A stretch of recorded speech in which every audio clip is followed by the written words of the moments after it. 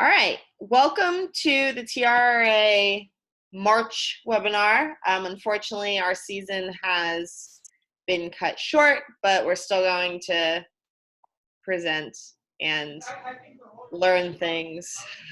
Chris Pugh never mutes himself. Awesome.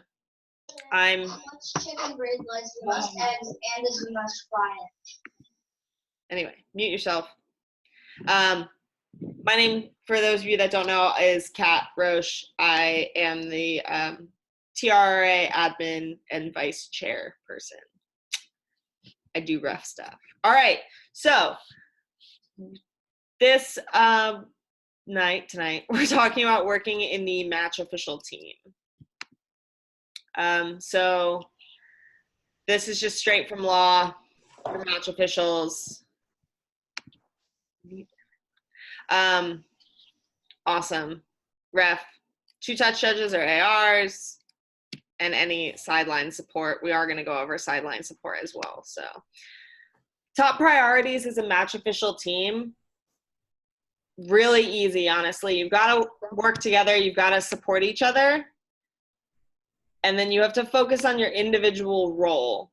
So we can't have 3 referees out there trying to ref a game, because it's going to be just as successful as if one was out there. So ARs have to focus on their role.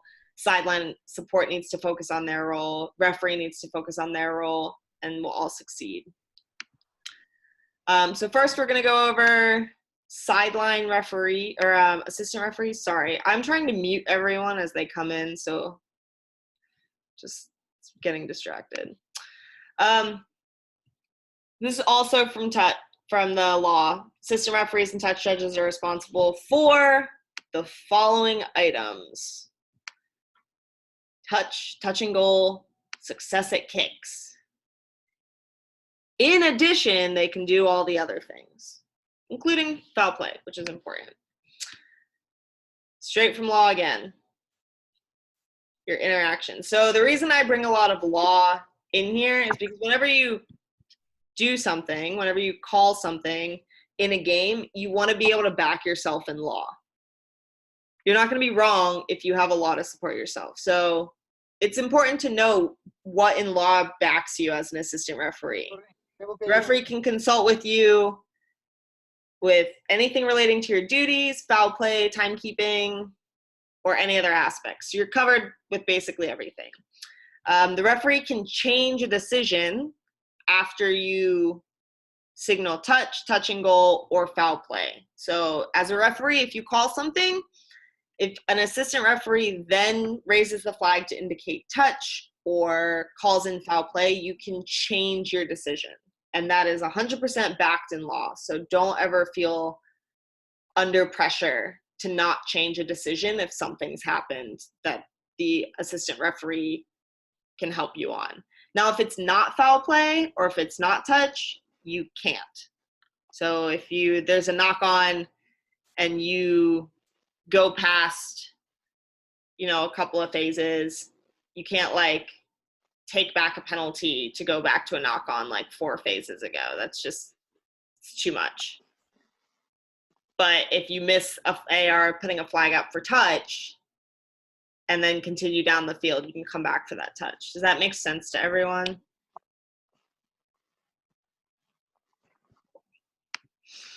All right, duties of the assistant referee: touch, foul play, and then all that other crap. So I'm gonna get into this a little more by the end, but touch and foul play are really your first 2 most important duties. Everything else falls under number 3. So never neglect focusing on 1 and 2 to do something in the number 3 category. All right, so touch.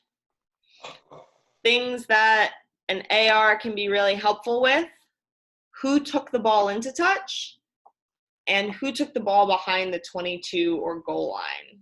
So I've got a clip for you guys.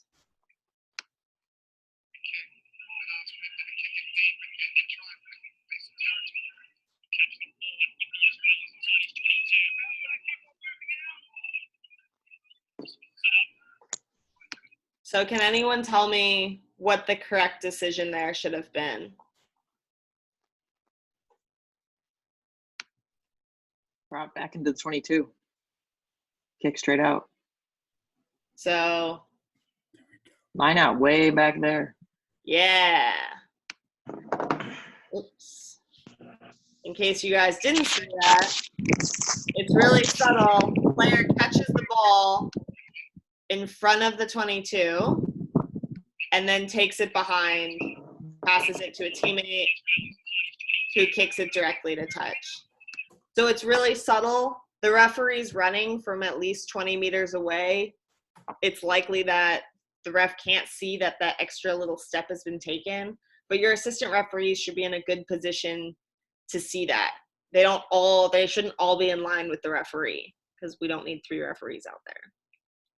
So that's something ARs can help the ref on. Assisting with lineouts. So you can hold the thrower until the referee is ready to watch the lineout. So if your referee is running down the tunnel, you should not let the thrower throw the ball. And you can do this by stepping in front of them or telling them to hold the throw. Whatever it is, just don't throw your referee under the bus by letting the players do whatever they want to do. Watch the players on the ground, especially in the front of the lineout. For barging, taking out the jumper, taking out the lifters, any dangerous or foul play. If it's clear and obvious, you can say color, color, color. So if we're going to have a clip and it's the white team, you would want the AR to come in with white, white, white, because they're the infringing team. And then you can give the information. So white, white, white, taking out the lifters. And I'll show a clip for that. But that's like foul play in the line out is foul play. So those are just some key things you should be looking for. So this first clip is going to be an AR holding the thrower, I think. Actually, this is barging. Hold on. There it is. So you got your team lined up. Your AR is still there. Or your ref's still there. So your AR stands in front. Hold the throw. Team's telling. Ref gets to the back. And now we're good. So it's a really simple thing. You can do it as an assistant referee. You don't need to be rude about it. Just kind of put yourself in the way. You don't want to throw your ref under the bus.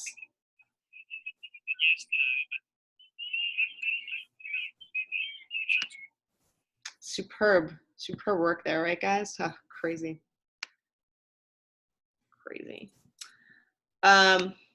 Next clip is going to be foul play in the line out.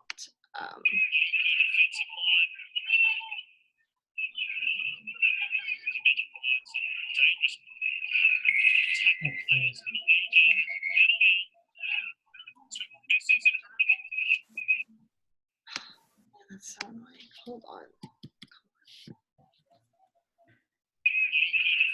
So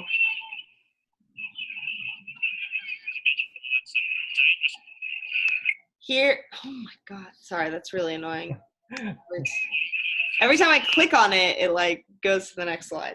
So you can see pretty clearly in this clip, the entire white pod that's trying to defend the mall takes out the red lifters while the jumper is still in the air.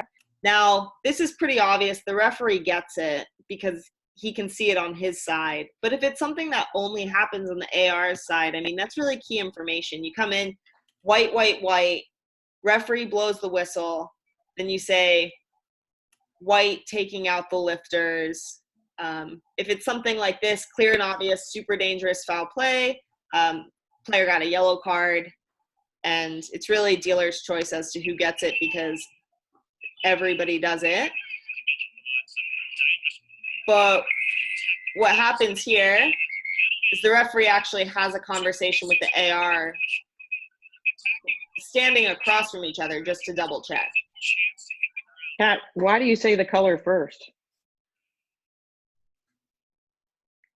Just force of habit, so you know who to penalize, but then get the information later. Also, I think it just is clear because when you first speak and push your button, we want to repeat it, right? So we used to say the name of the referee. Now we say the color a couple of times. It also just makes it clearer communication. Yeah, definitely. And if it's something like foul play, like, and you've got to get it quickly.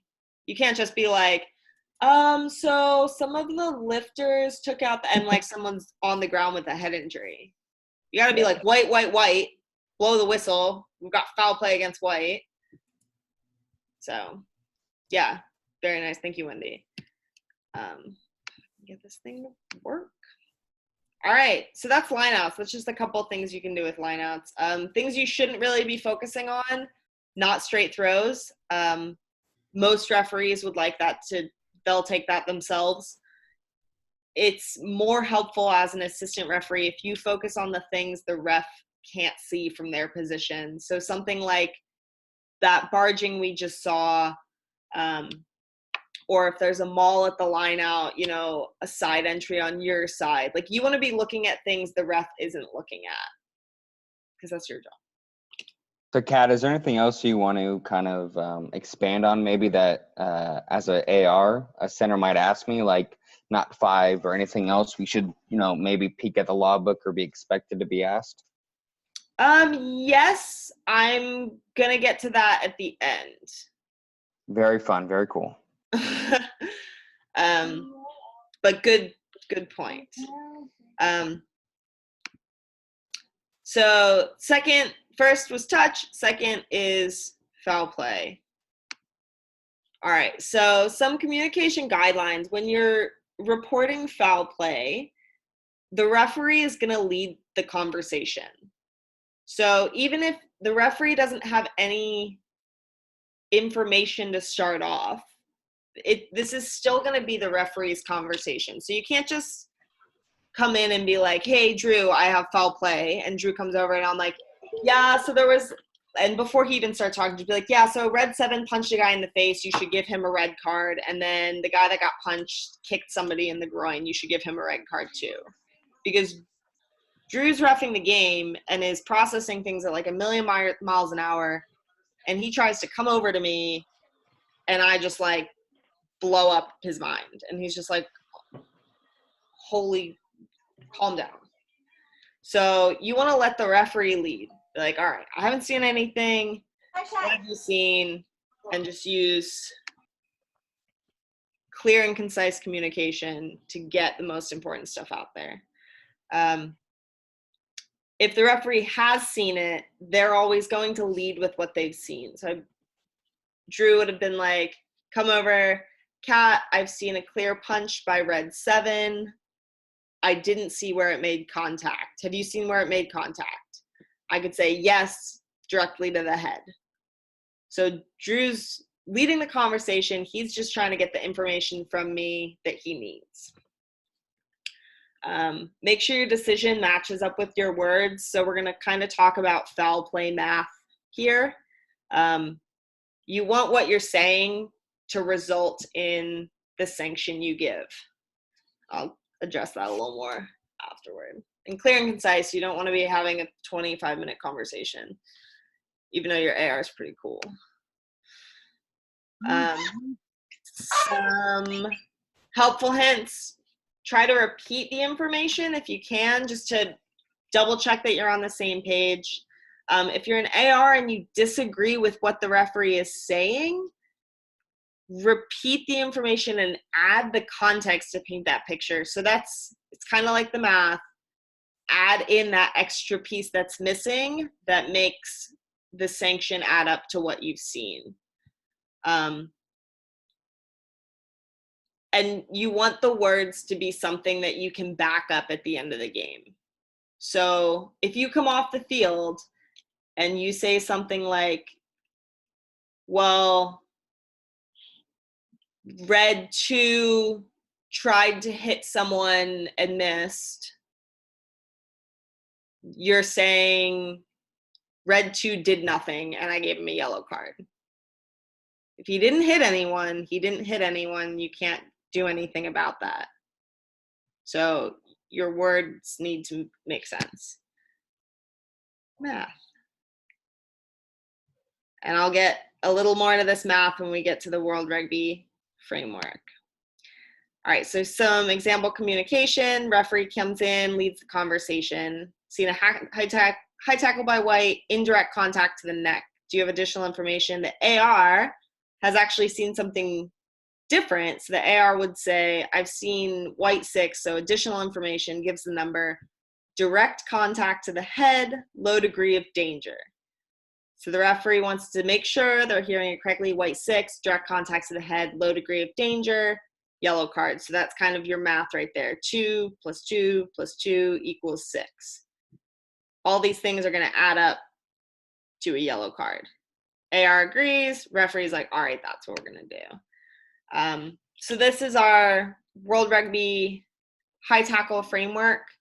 And this is where you're getting the math problems from. So you say, I've got a shoulder charge, direct contact to the head. You can look, is there a mitigating factor that you could add in that would take something off? If anyone hasn't seen this, please go to World Rugby and check it out. They have a video. It's really crucial to communications between referees and ARs and just yourself as a referee. But this is basically where you get all your math problems from. So if I say I've seen a shoulder charge with indirect contact to the head and a low degree of danger, what sanction am I giving for that? Anyone? Penalty only. Yay! Thanks, Kevin. If I've high tackle with direct or indirect head contact, high degree of danger, it was a deliberate action.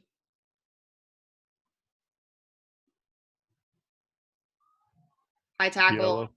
indirect, high Yellow. degree of danger, and it was a deliberate action. Oh. So I'm adding in an aggravating factor. Yellow card. Yellow or red. I'd be thinking red card because I've added in an aggravating factor, but without that, yellow. And your aggravating factors aren't, concrete because nothing's concrete, but yeah, yellow, maybe red card. So, but this is where you're going to get what you're saying needs to add up into the sanction you're giving. So you can't say, I've seen a shoulder charge, direct head and neck contact, I'm giving you a yellow card.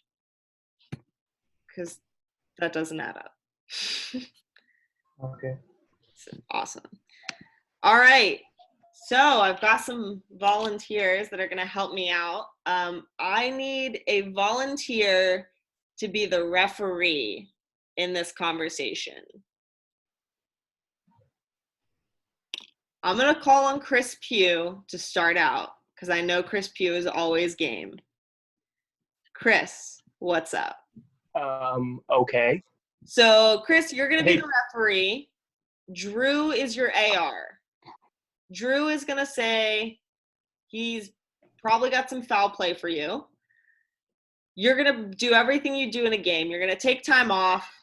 Probably haven't seen anything. So you're going to try to get the information from Drew and you're going to make a decision. Once you make a decision, Okay. I'm going to show the clip and we're going to, as a group, figure out if it's the right or wrong decision and what you guys could have done better. Sound good? Yeah. All right. Sounds great to me. Awesome. Ah. No está conectado directo. lo Okay, tienes Drew, what do you have? conectado. Okay, Drew, what did you see? Chris, I have foul play against Black. I have shoulder charge to the head. Okay, so foul play against Black. Do you have a number?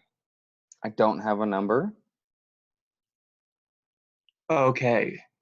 But So the player has long black hair and blue boots. So let's pretend in this situation that's enough to get the number. You can identify the player by that. It's number 21. okay, so you have we have a shoulder charge by 21 Black. Was it direct or indirect contact to the head? Was direct contact to the head. Okay, so direct contact to the head by 21 black. I'm thinking a red card. I would agree. Okay. Awesome. Good job. You guys got everything you needed. Let's see the clip.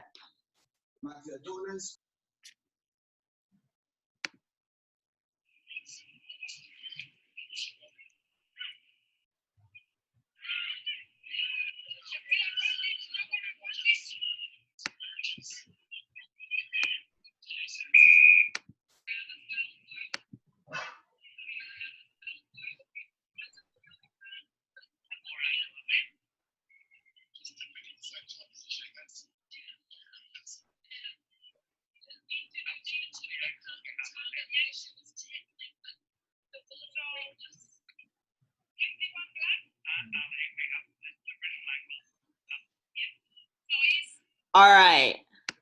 So based on that, what do we think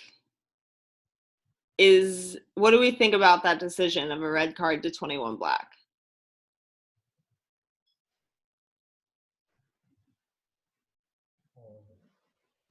Based off what I've seen, I'd stand by it. Okay. Anyone else? Is there anything that we think we were missing from the equation? Maybe white player was already headed down and had changed her level. Mitigating factor, all right. I saw black already start low and go up. That's from my perspective. Okay. So It's a that black fern. She couldn't have done anything wrong. I know. I also used long black hair as a describing factor for a black fern, and that was not my best move. Yeah, seeing that second look now. Yeah, I would say there are mitigating factors. Okay. Yeah, actually, I agree now. Seeing that clip. Awesome. So I wrote all of the AR presentations you guys are going to hear, and I intentionally left out some information.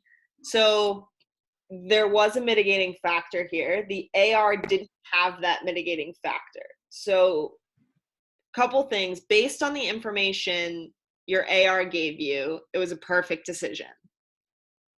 And sometimes that's all you can do as the referee. So it's a little lesson to referees and ARs both. Like, the information you give is the only information we can go off of. So if you're missing a key component, like a mitigating factor, you could have just red carded a player that maybe deserved a yellow.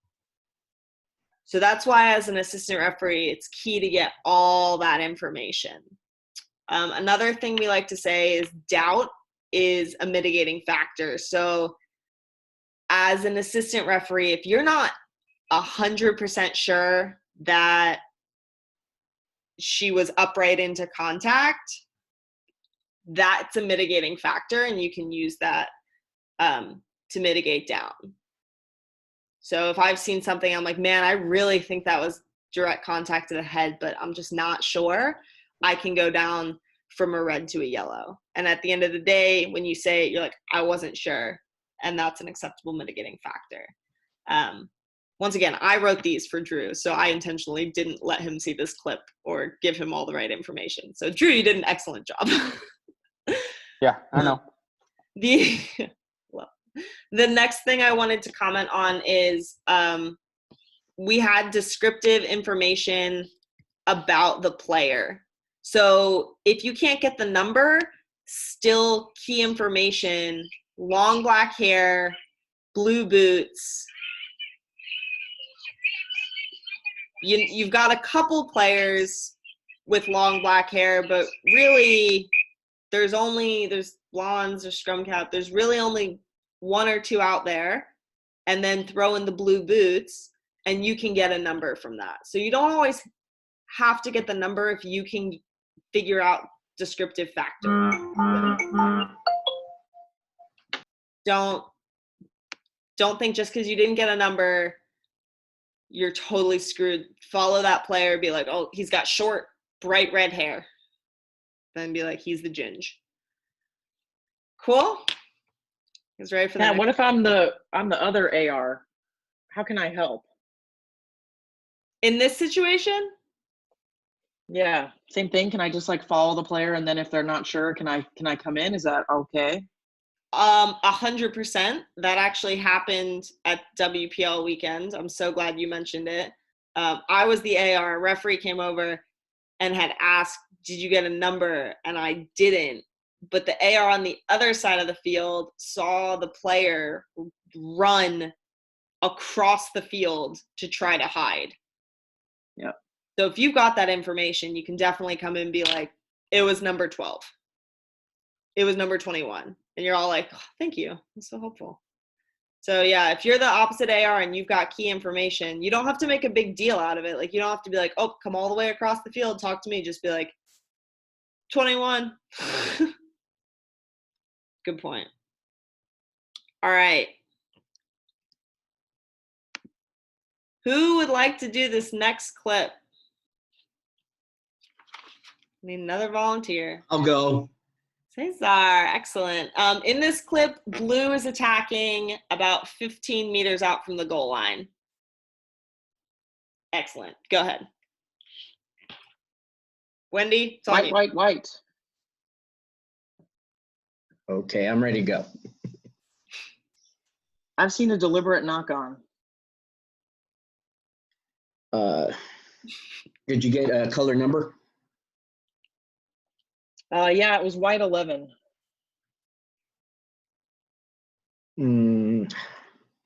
Deliberate knock, and I'm thinking that's a yellow card. Yeah, it prevented a probable try. It prevented a probable try, so yeah, definitely a yellow card. You agree? So we have white 11, deliberate knock on. It prevented a probable try. Okay, perfect. Captain, white 11, can you come over here, please? Thank you.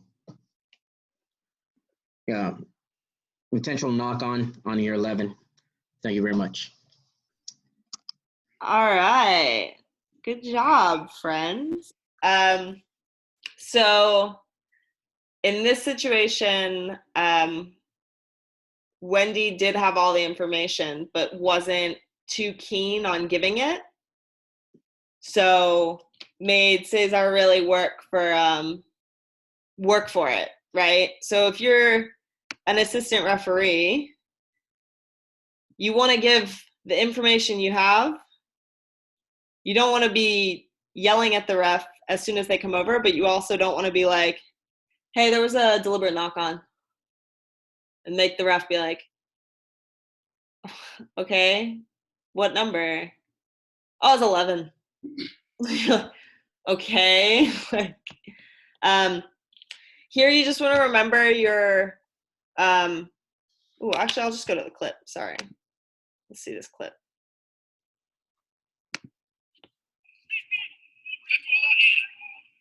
Trucks a couple extra meters coming back down the blind side. They have numbers here.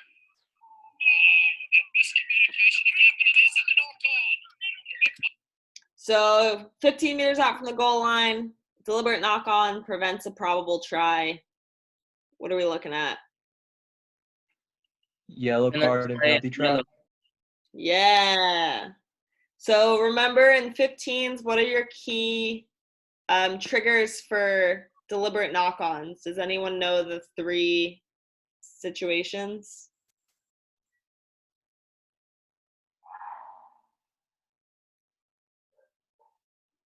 Anyone? One hand only? No. Overlap. Yes, sort of. So 1, do they have a realistic chance of regathering the ball?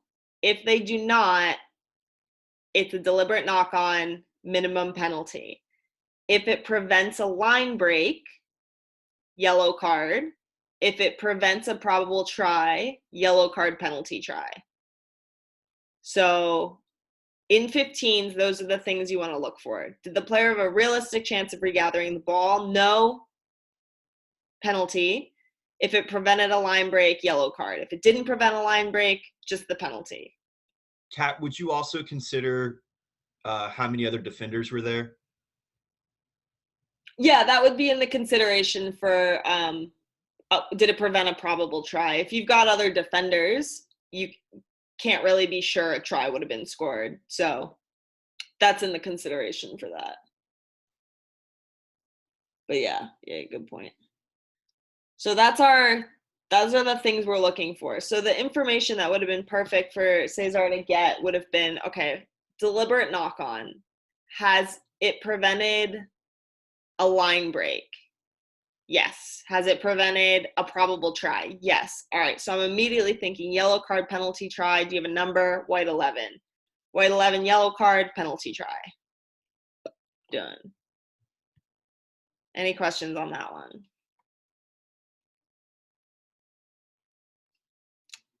I need another victim. Who wants to do this one?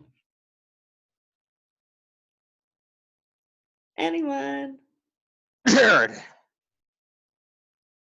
I heard Jared. Is that Jared volunteering himself? Jared, that's kind of you. Sure. Awesome.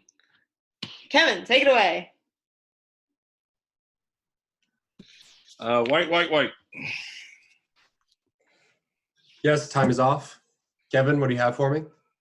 I have a high tackle from white 2. Okay, when you say high tackle, what did you see? I saw an indirect contact to the head. Indirect contact to the head. So what is your recommendation? I think there was a low degree of danger, so yellow card. We had a tackle starting below the shoulder that eventually went up, made contact with the head with a low degree of danger. Correct. All right, I'm going to be happy with penalty only in this situation. Thank you. Okay. Award the penalty only. Right. Let's see the clip.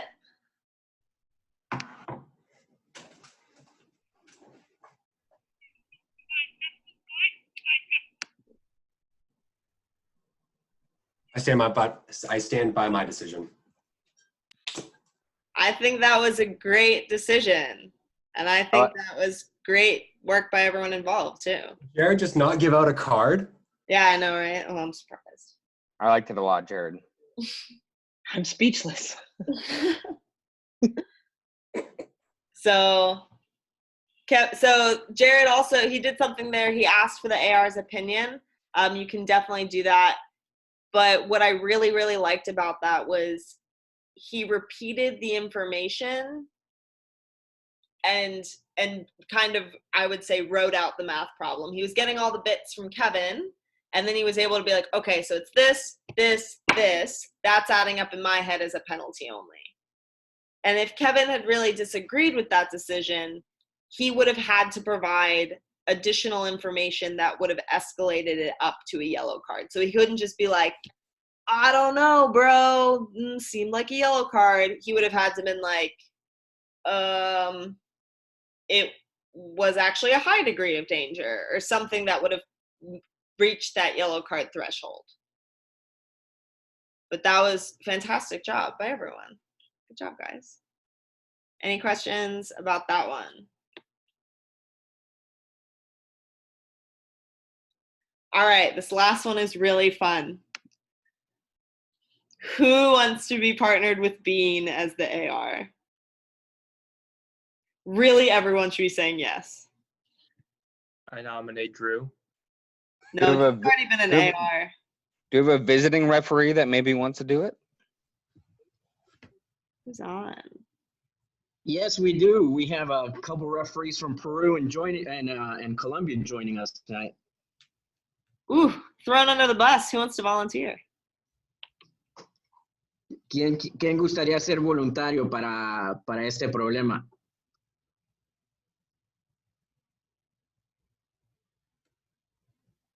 Anyone? Okay, I'm in. Yeah. Volunteer? Yeah, David? David Villagra. David, excellent. Okay. Okay. Green, green, green. Okay, time is up. Tell me when being waited. I have foul play against green. I have foul play against green. High tackle. Unplayed, green high tackle. What kind of degrees? Is that direct contact to the head? There was some contact to the neck. With a high low, with a high danger in the contact. I just saw him touch the neck. So you're there's any other mitigating factors under that? No. I guess we have a high tackle. So contact to the neck. He will be now in direct contact to the head. Now a low danger. So we have penalty. Sure. Awesome. So that was perfect. I'm sorry. That was perfect. That's all I gave Sean. So just so everyone knows, I straight up threw him under the bus. David, thank you. Sorry you had the hardest person to work with. Let's see Don't the worry. clip. Okay, thank you. Let's see the clip.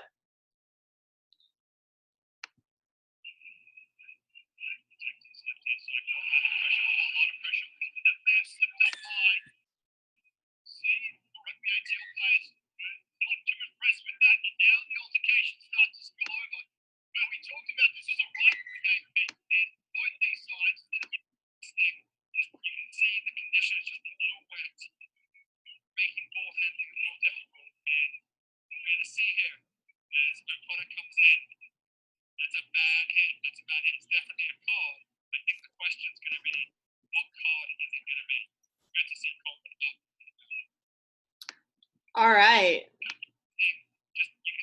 See that again, in case we missed it.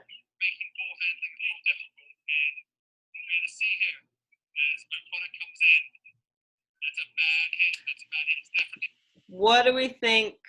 He just touched his neck, I know. What do we think after watching the film? That's red the first time I saw it too. Direct contact to the neck, high degree of danger, red card. Yeah, same for me. Yeah. So this So is why did he only give him a yellow? We're just using these clips for educational purposes. So with the information that David had, he made the exact right decision. And this is why it's so critical for us as assistant referees to make sure we get as much information as possible. Because if all we have to provide is, I don't know, he kind of touched his neck, then the referee is going to be making a decision off of that, and something like this can happen. Sean, did you have a number for this infringement? All I was given, it was one of the tall guys, 5 or maybe 4 or maybe it was 7. The guy's not even that tall. Oh, he looks tall in the clip. Did you get the hair color?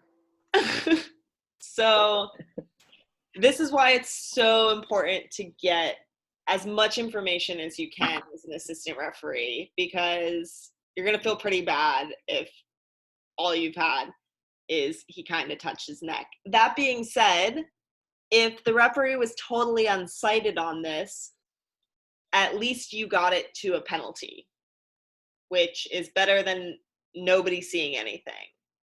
So give the information you have, try to get all the information, but you can't compensate for what you don't have. So if you're not sure, you have to say, I haven't seen it, or I'm not sure. Because if you try to make up for it, that's also not a good road to go down, I've learned. All right.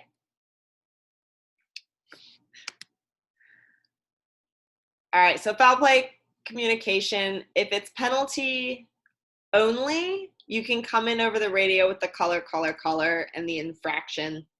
If it's something like a high tackle, you know who has the ball, right? One team has the ball, the other team is tackling them.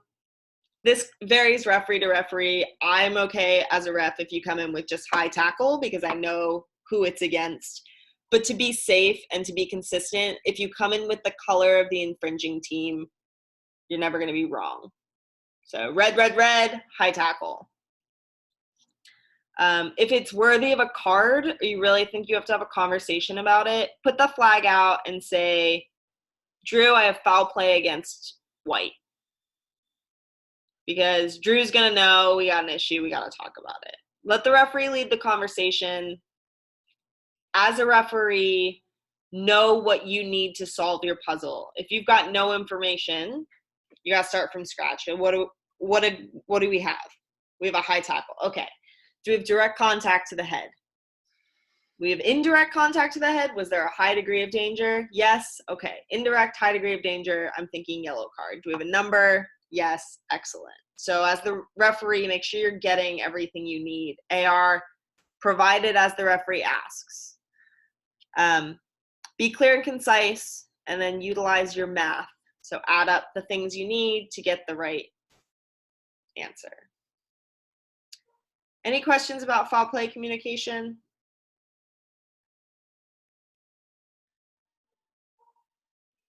Nope. Great. Assistant referee duties. Everything else.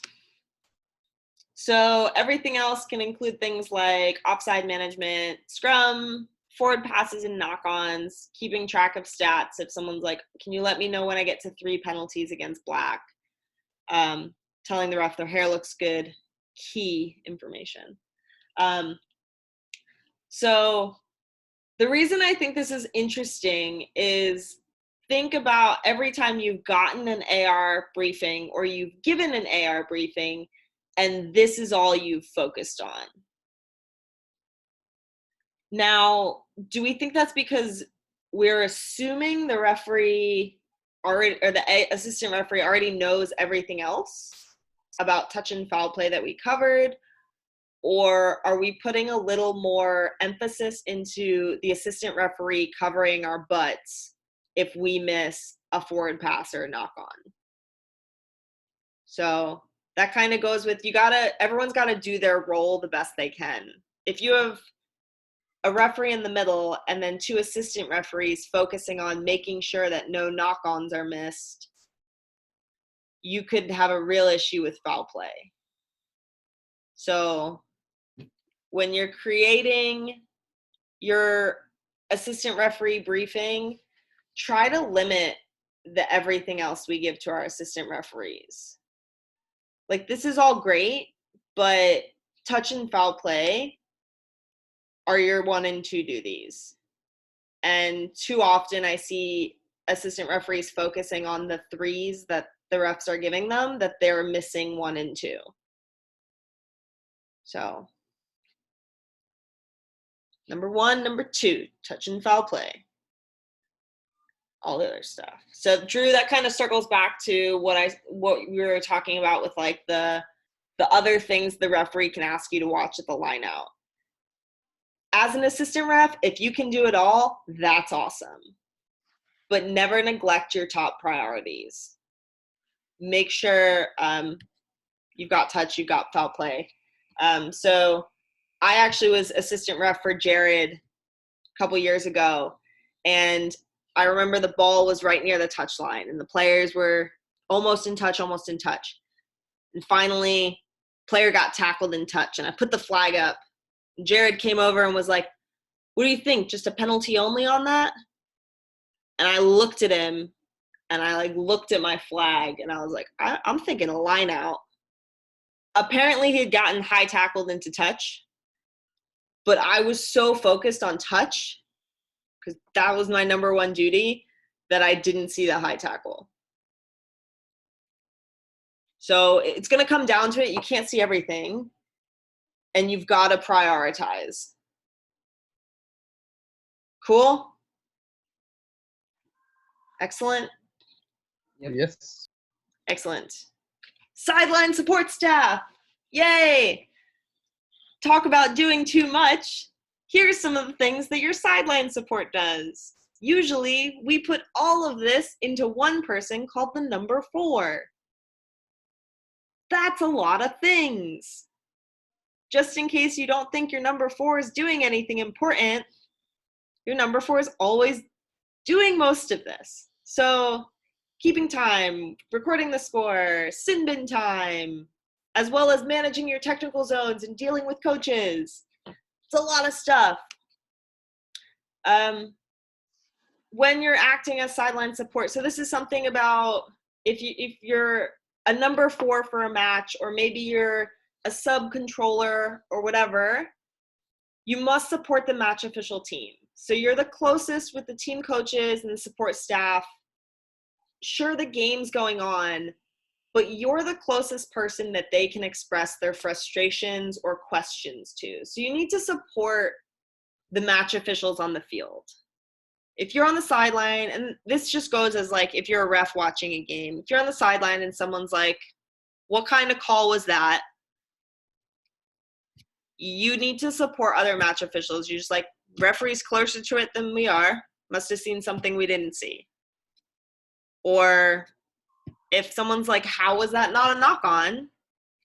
Referee might have seen it went backwards. Maybe the referee's body blocked. You can't expect them to be everywhere. But you need to support them. So make sure you're always being positive. You're not getting caught up into conversations about, was that the right call? Was that not? Don't take on too much. So as we looked at the last slide, that's a lot of things to do. And you don't want to be trying to do everything to help out the team on the field by doing everything else. So take what you can handle, prioritize the most important things. And then 3, gain rapport. So you're in contact with those teams. You don't want to be a dick when you go out there. You don't want to be like, I'm the number 4 and I own this technical zone. You go out, especially if you're a sub controller. I always find you go out, you introduce yourself to whoever you're going to be in contact with. You're like, hey, I'm taking your subs today. My name's Kat. So whenever you have a sub, just bring the player and the completed card over to me. I'll get them on at the next stoppage. Just, gain rapport, be nice, be friendly, let them know what your expectations are, and you'll have a much easier day. Timekeeping. So it's the referee's duty to keep the official time. So you can keep a backup time. That'll help coaches when they're, yelling every 2 seconds, like, how much time is left? And you're like, time's been off for 2 minutes, buddy. It's the same. But you always want to say the referee has the official time, because you don't want to be the guy that's like, oh, there's 2 minutes left on the bin. The coaches are like, okay, 2 minutes is up. And the ref's like, oh, there's still a minute left on the bin.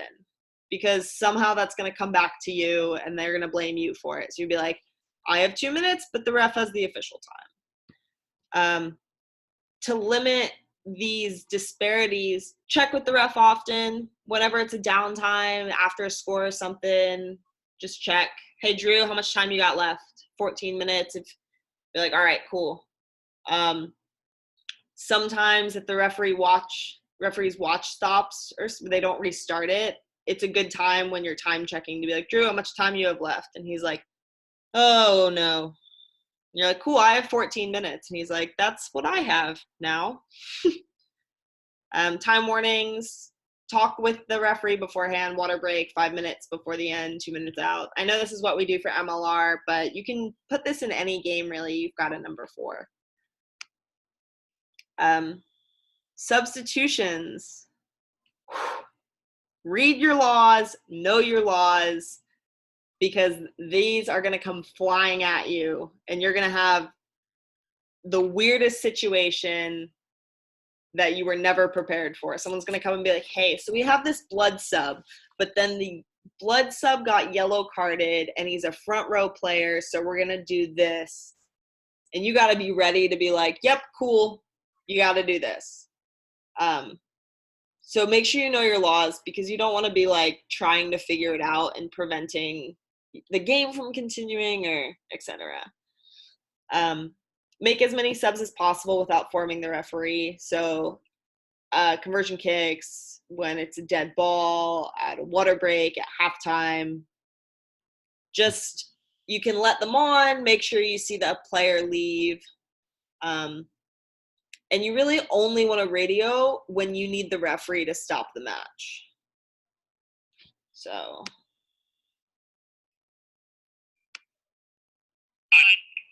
There are announcers on this. The number 4 speaks behind the announcers. So if you can try to tune out the announcers, you can hear the number 4 conversation. Wildlife West. Yes, we do. About 15 minutes left in this game. 9. Both 9 off. So Curly Waters will be replaced by Kelsey O'Brien. So Waters comes off. Yep. O'Brien will finish out the game. Quick and easy. So, Cat, I have a substitution. Once you signal that whistle off, that means you've heard it because you're stopping the game for that. And you only give the numbers that are coming off. I need blue 2 and 12, red 6. Ref like blue 2, 12, red 6 off. Once they're complete, you can call in subs complete, just so the referee knows they can restart. TRRA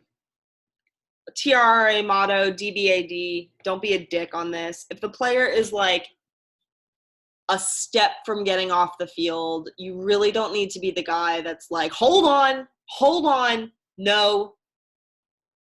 Okay, now he's off the field.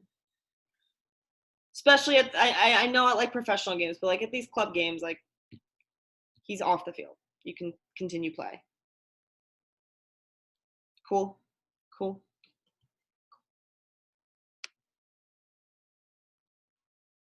Management, technical zones and sideline barriers. This is all about setting yourself up for success. So have the teams, as much as you can, have technical zones. If you don't have official technical zones, have one coaching staff stay on one half of the field and the other coaching staff stay on the other. Encourage the teams to move their fans to the opposite sideline. This is just pushing off the responsibilities onto someone else. So instead of you trying to move all the fans, be like, hey, red team, can you get your fans to the other sideline? Put it on them.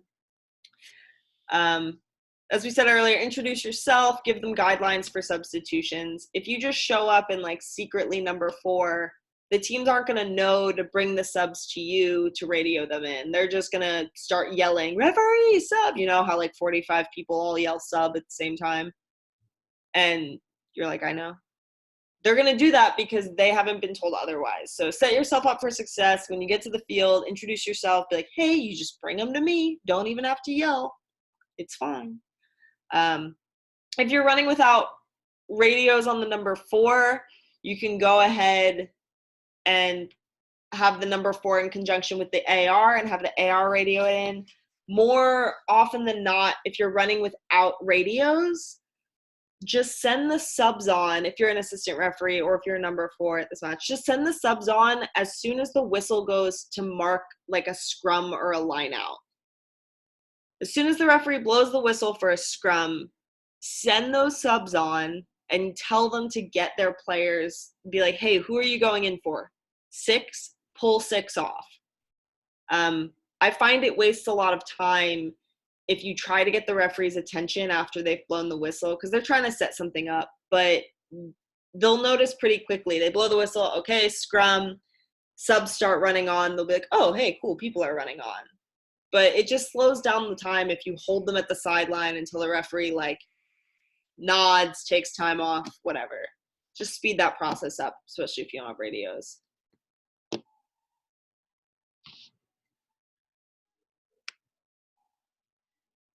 And then the last one, interactions with the match official team.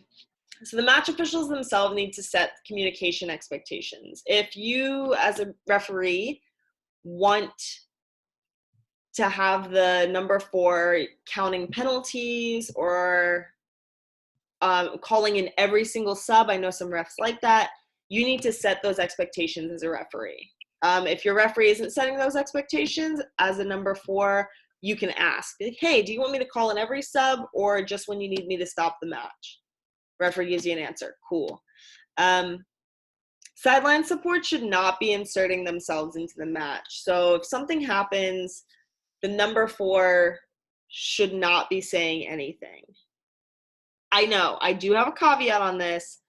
You're out at a local club game and somebody punches somebody else in the face and you don't get a number.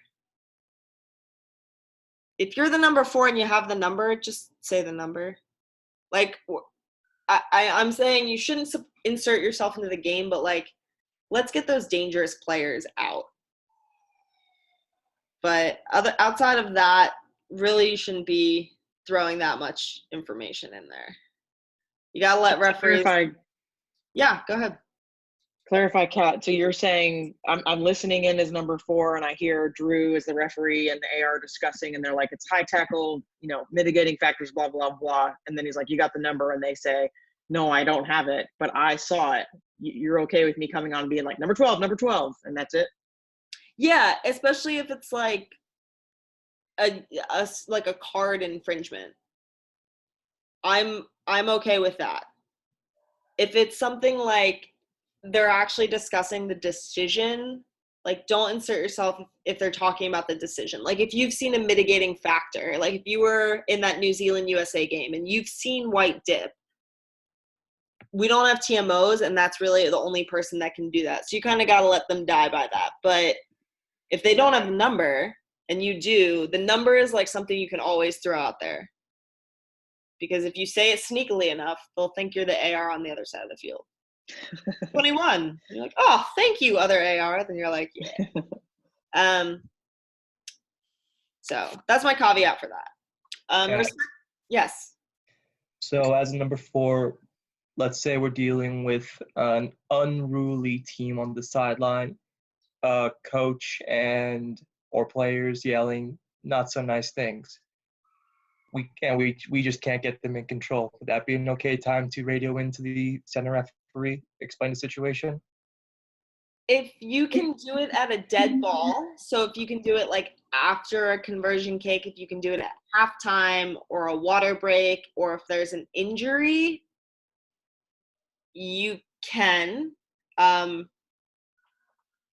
I understand we all kind of have those teams, and we're not. This is the club game, so we don't have all those really excellent millions of people watching and supporting on the sideline. But try not to interrupt the game to do it. You don't want to be like at a scrum, be like, hey, you know what? 5-minute scrum, can you come talk to this coach? Okay. But like after a try, because the referee's not really doing much. Okay, thank you. Cool. And then respect the match official cooldown period at water breaks and half times. That kind of goes with the match official setting the communication expectations. If you don't want to hear anything from your number 4, you do have to tell them that. But once again, cutting people out of your support circle isn't really going to help you. So if you just set the expectation, be like, hey, halftime, I need 2 minutes, where nobody says anything about rugby, that just needs to be communicated. And then it's something different if people don't respect that. But like, as long as you've set that expectation, you can ask for things. Be like, if I ask Wendy to count my penalties and I blow the whistle for halftime, Wendy shouldn't run up to me and be like, 27, it's a new record. She could like have the information and just give me the look of like total despair. Then I'm like, and then like a minute later, I'm like, all right, Wendy, what's the damage? She's like, 27 in 1/2, really impressive. So just respect the cooldown period. And that really goes for everyone, assistant referees as well. All right. Last slide. This is a recap of what we've talked about. Work together and support each other. Focus on your individual role. Once again, you don't need everyone trying to be the referee, but you just go out there and do your job as best you can. Assistant referees, touch and foul play before everything else. So I'm not saying you can't do everything else. Just make sure at the end of the day, you've got touch and foul play down. If you're ever in a game and a referee asks you, did you see a knock on? And you are not looking at the ball because you're watching these two players kind of holding on to each other behind the ruck, you are doing your job perfectly. You ever have that referee's just like, have you seen a knock on? You're like, nope, I haven't seen anything. Because you're watching what you need to be watching. If a referee misses a knock on, it's on the ref. It's not on you. And then do your foul play math. Make what you're saying equal the outcome. Shoulder charge, direct contact to the head, low degree of danger. Yellow card. Sideline support, back the match official team. Know your laws because you're going to get the weirdest ones. And set yourself up for success. From the moment you get to the field, introduce yourself, set expectations with everyone that you're going to come in contact with, whether it be the teams on the sidelines, whether it be the match official. Just set yourself up really well. All right. That's it. Hey, Kat. Yeah. Oh, it's not Kevin. I'm just kidding. Yes, Kevin. Hey, for the sideline support, World Rugby has a really good training module for tech zone management, and I highly recommend everybody go and do that. Yes, I agree. Especially if you're a Texas ref and you want to work a MLR game, you have to do it. So. Cool. Does anyone have any questions? Yes, Kat. Couple of the guys down south want to know where they can get a copy of this presentation. I will email it out to all the I'll email it out to everyone in Texas, and then I'll post the video on Facebook. But I can also send a copy of the presentation to you and whoever wants it. Just shoot me an email. Excellent. I will do that. And if you don't know my email, message the TRRA Facebook page, and I can get it to you there. Excellent. Any other questions? I'm glad you guys all came on. This was a fantastic turnout. I'm glad we're all still thinking about rugby, especially with everything that's going on. If you have any ideas for future presentations, things you'd like to hear about, reach out to me and see what I can put together. But otherwise, that's it. Thank you, everyone, for joining. Appreciate you all. This was a blast. Thanks, Kat. Thanks, Kat. Brian's officially done playing, guys. Brian's on the ref team. Sorry, I threw under the bus, man. Thanks, Kat. Thanks, guys. Thank you, Kat. Cheers. Becca, I miss rugby too. Dun, dun, dun.